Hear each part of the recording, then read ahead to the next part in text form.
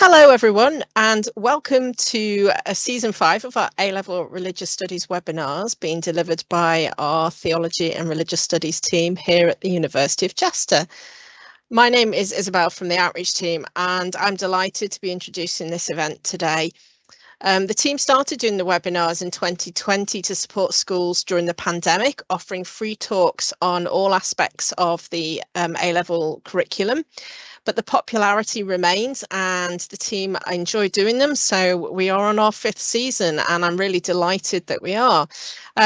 These webinars show how our staff love to use their drive and their expertise to support communities outside the university to make a difference, to show the passion for the subject and their commitment to supporting the study of RE in schools. If you want to find out more about what we have on offer in terms of our courses, then please do visit our website. I will pop the link in once our presenter today gets started. Well, we've reached the 4th webinar of this series, and our speaker today is Professor Hannah Bacon, who is a Professor of Feminist Theology, working on Christian thought, especially how it intersects with the lives of women.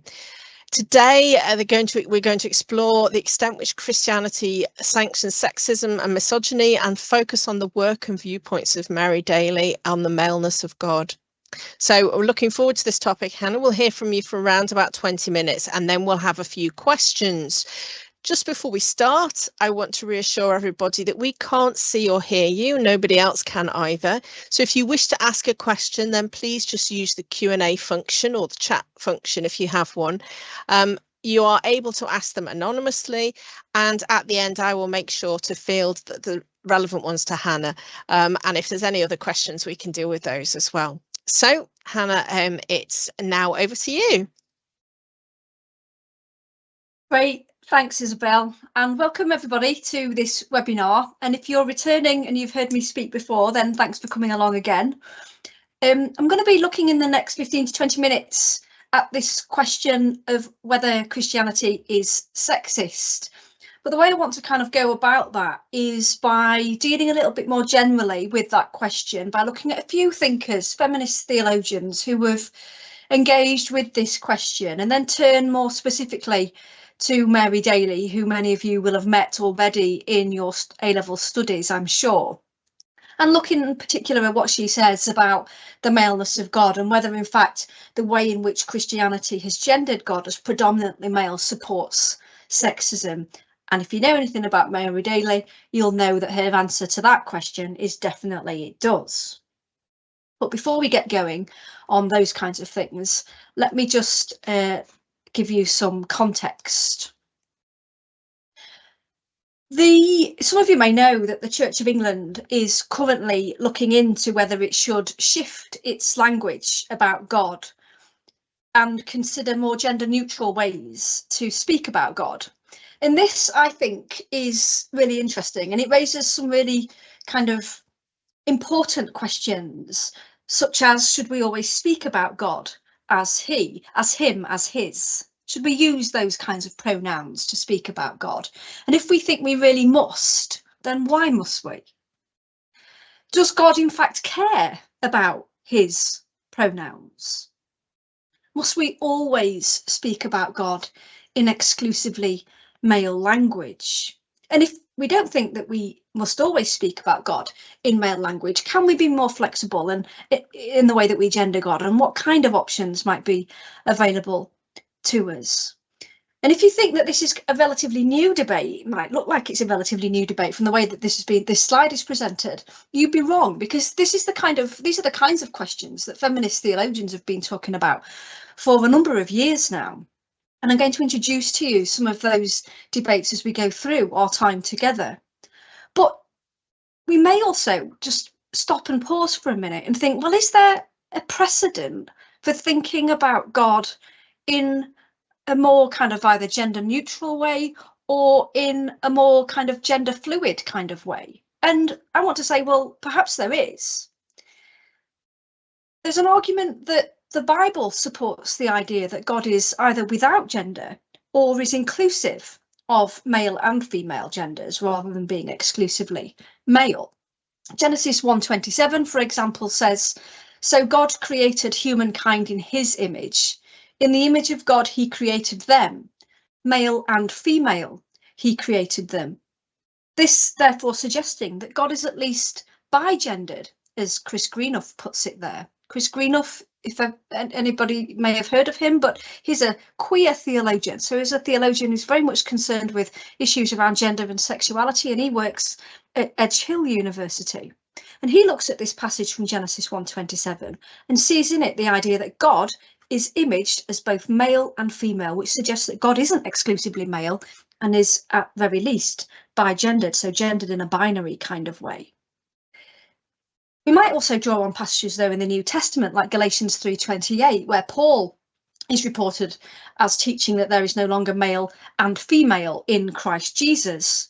In other words, identity in Jesus Christ is when we become when we find our identity in Jesus Christ, according to the Apostle Paul, gender somehow either disappears or loses its significance. Another example, perhaps, which troubles this idea that God must be exclusively pictured or spoken about using exclusively male language. Maybe the theological tradition is suggesting that we can be more flexible. We might look outside the Bible, though, to maybe look at other examples.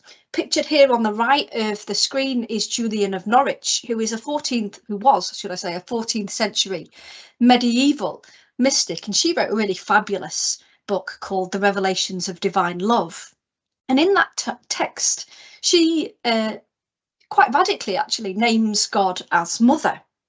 So she tells us, God, all wisdom, is our kindly mother. As truly as God is our father, so truly is God our mother. So it's just as appropriate to speak about God as mother as it is to speak about God as father. God is equally as much mother as God is father, she tells us in her 14th century kind of context. Just one more thing that I'll offer up before we turn a little bit more to thinking a bit more broadly about this, is that within the Christian tradition, there is arguably, right at the centre, a key commitment to upholding a belief in God as mystery. According to this teaching, God is incomprehensible, beyond words, beyond human classifications, beyond human categories, including the category of gender. And many who make this argument will draw on examples like Exodus 3:14, where God discloses God's self to Moses as I am who I am. I will be who I will be. This idea that actually when we say God and what it means to be God is actually linked with divine mystery. God's being is incomprehensibility.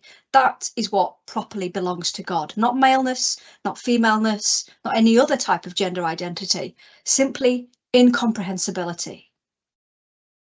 And if God, of course, is incomprehensible and is mystery, then gender somehow becomes a grasping at straws in terms of our kind of attempts to speak about God and to understand who God is.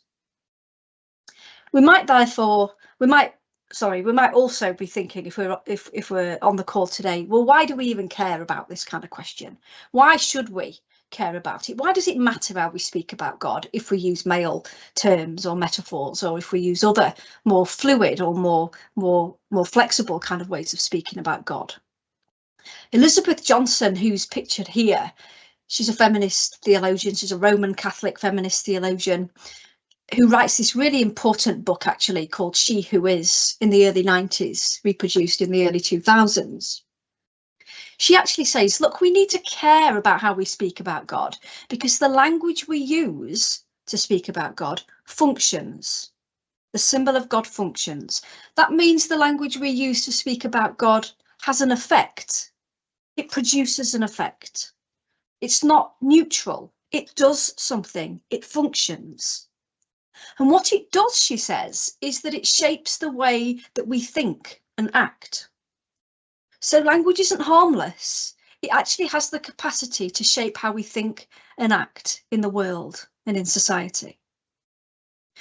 She then goes on and argues that actually how we name God reflects our ideals and what we value most. Whatever we identify with God shows what we value. So we might say that God is love, God is compassionate, God is truth. God is wisdom, God is good, those kinds of qualities. And we give God those qualities because we know we value them.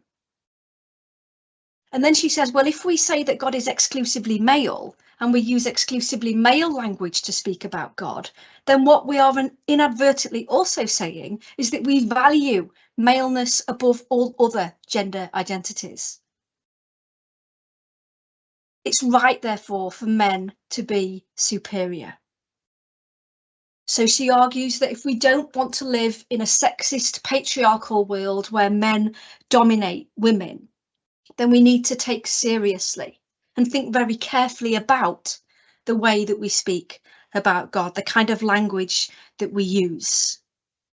If we don't want to live in a world where men get the top jobs, for example, or where women are subject to misogynistic acts of violence, then we need to think carefully and seriously about the way that we speak about God. Her view is that we need to welcome other ways of speaking about God, to diversify our language so that we're not fixated on just using male terms to speak about God. In fact, she says, look, if we read that passage in Genesis, which I just spoke about earlier, where God is imaged as male and female, or male and female are imaged are in the image of God, if we really are committed to that teaching, then it's just as appropriate to use female metaphors to speak about God as it is male metaphors, because both female and male are in the image of God. Both are equally as authentic and both are equally as limited. And if we really believe in women's dignity and want to value women and women's identities, then actually it's right for women to name God from their own experience and from their own sense of dignity and worth. But let's turn to Mary Daly. So I've given you some context. We've looked at the Church of England a little bit. We've looked at some general mapping across different feminist theologians. But let's look, in the time that we've got left, at Mary Daly. What does she say? Mary Daly is obviously one of the most influential theologians of the 20th century. She's one of the most important feminist theologians of all time, really. Some of you will know that she died in 2010, so we're unfortunately talking past tense when we speak about her and her work. But she's a very influential American feminist philosopher and theologian who identified herself as a radical lesbian feminist. As well as being one of the most influential kind of theologians and feminist theologians of the 20th century, she provides one of the most influential critiques of the Roman Catholic Church and of patriarchal theology to date. Something to note about her work is that often her earlier work is seen as being more reformist. That terminology is often used to speak about her earlier work, whereas her later work is often referred to as being more radical in nature.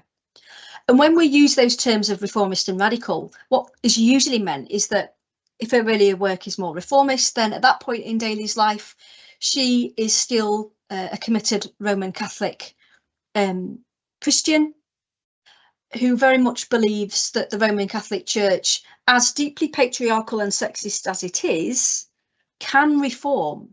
There is hope.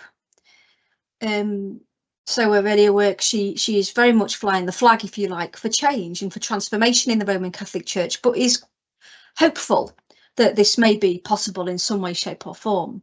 In her more radical work, which is often labelled as post-Christian, she is very much of the view that if women want to come into their own sense of selfhood and actually believe in themselves and give themselves dignity and value and worth, then the only way that they can do that is by leaving Christianity behind and by exiting the church.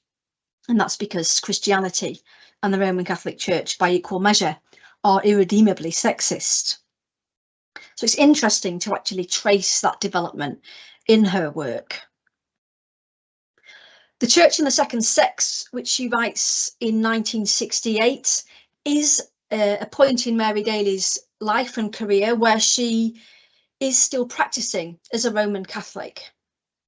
At this point, she does want to have hope that the Roman Catholic Church can reform.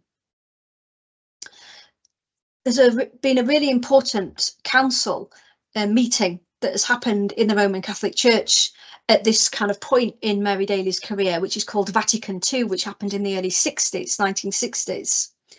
And Vatican II was all about the Roman Catholic Church taking stock and looking at itself and going, we need to be more kind of up to date, a bit more in tune with real life, a bit more in tune with contemporary culture. And because of that kind of view that the Roman Catholic Church was taking of itself and its relationship with the outside world, Mary Daly thought, look, this is kind of like good news for women. It sounds like we may be able to chart a way through here. So she asks this really important question at the start of her book: why do Christian traditions and practices conspire together to oppress women and to accord them second-class status in the church? And she basically answers that question in the book by saying, well, look, it's because biblical texts, theological teachings, theological doctrines have constructed women as inferior. And it's because of that that women are oppressed in the Roman Catholic Church and in Christian traditions and practices more specifically.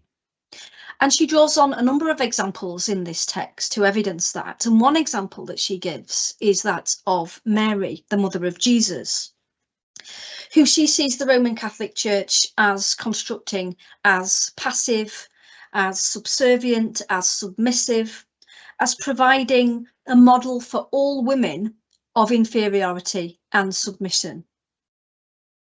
In this text, she's not presenting Mary as anything other than a person who's being constructed by the Roman Catholic Church as a kind of a normative symbol of passivity that all women should kind of follow.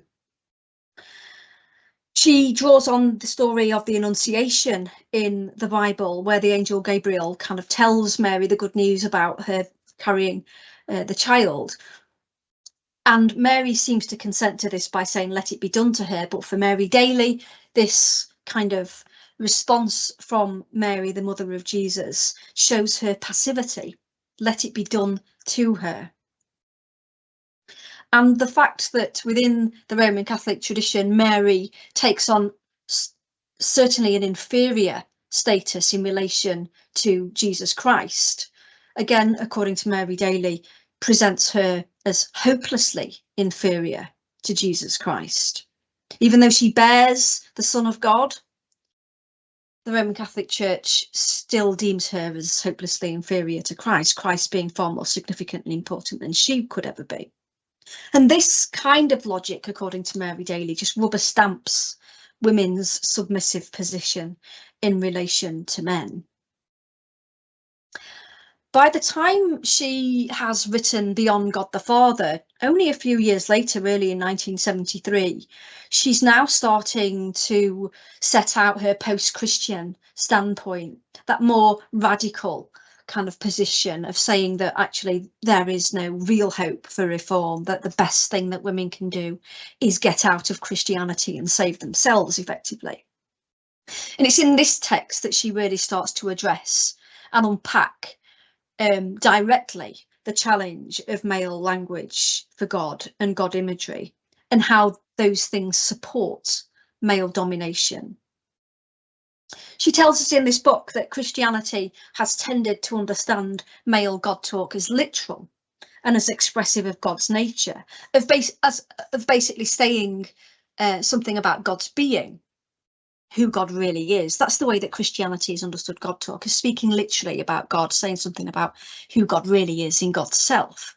And this is problematic, she tells us, because, as it says here on the screen, as long as God is imaged exclusively as male, then the male can feel justified in playing God.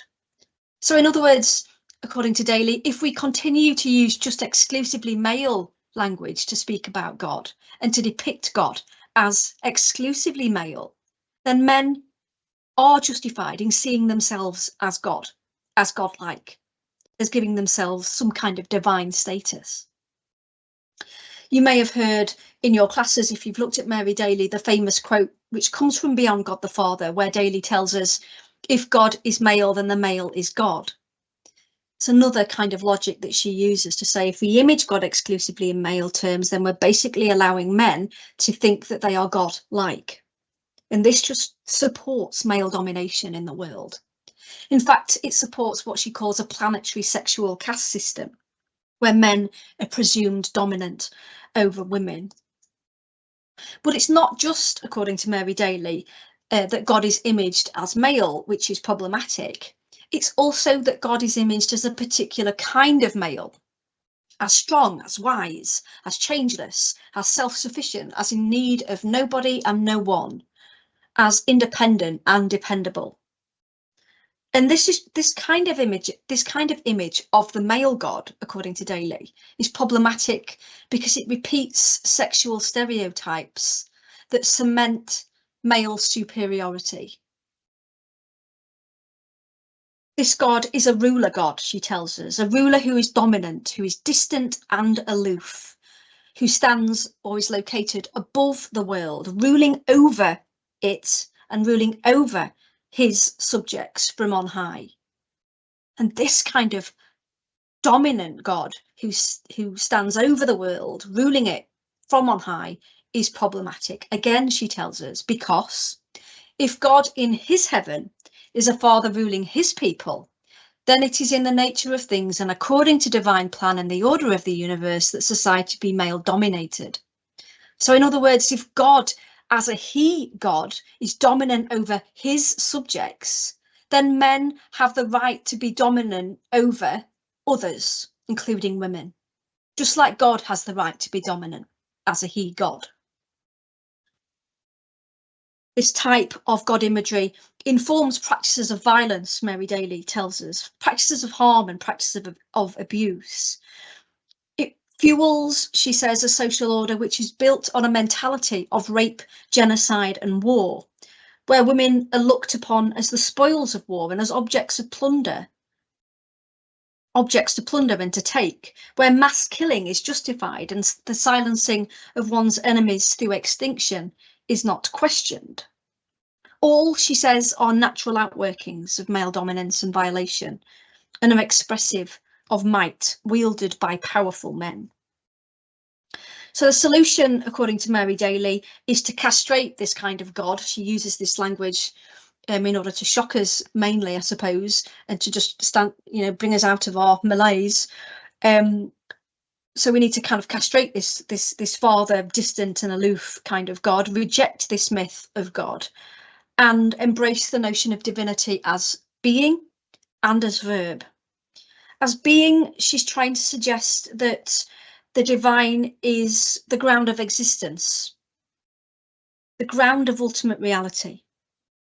As verb, she's trying to tell us that the divine this way is understood as the most active and the most dynamic of all. As verb, God is imaged more as a movement, as becoming, as not fixed or static.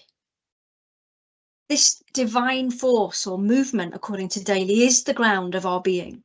And it's the ground of our being that calls us to fulfillment, towards new liberating possibilities. So when women claim who they are for themselves, not through kind of deference to a male other, but actually start to take kind of pride in their selves and to value their own selfhood, then actually what they're doing, according to Daly, is incarnating the divinity as verb. Just before we finish, just to say a couple of things about evaluating Daly's position. We have to ask, is she right? And some will agree and some won't, obviously. On the one hand, we might say that she's onto something. So Ali Moda says this about feminist kind of critiques of male God talk, like Daly. The historical characterization of God as only male has prolific implications for the construction of women's personhood, particularly as it relates to submission to violence. So in other words, if we just characterize God as male and as nothing other than male, then this seems to support women's submission to violence. It seems to reinforce a system of violence. But we might also want to say that maybe Daly is barking up the wrong tree slightly.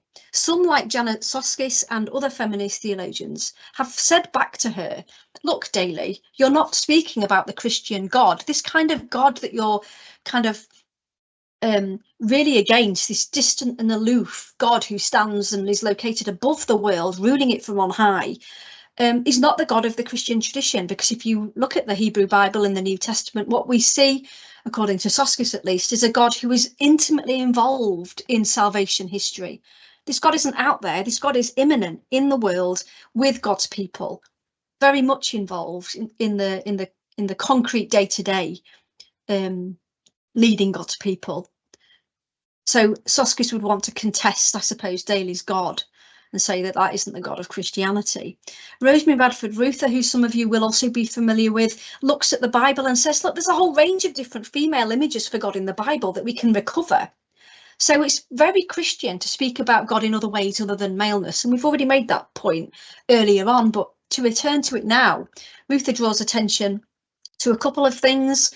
One is this kind of idea of the woman searching for the lost coin, which we find in Luke's Gospel, this story in Luke's Gospel, chapter 15, which actually parallels the story of God as the Good Shepherd, searching for the one, leaving the 99 behind. It's the same message, but we might know the story about God as the Good Shepherd, leaving the 99 behind to search for the one, but the chances are most of us don't know the story of the woman searching for the lost coin.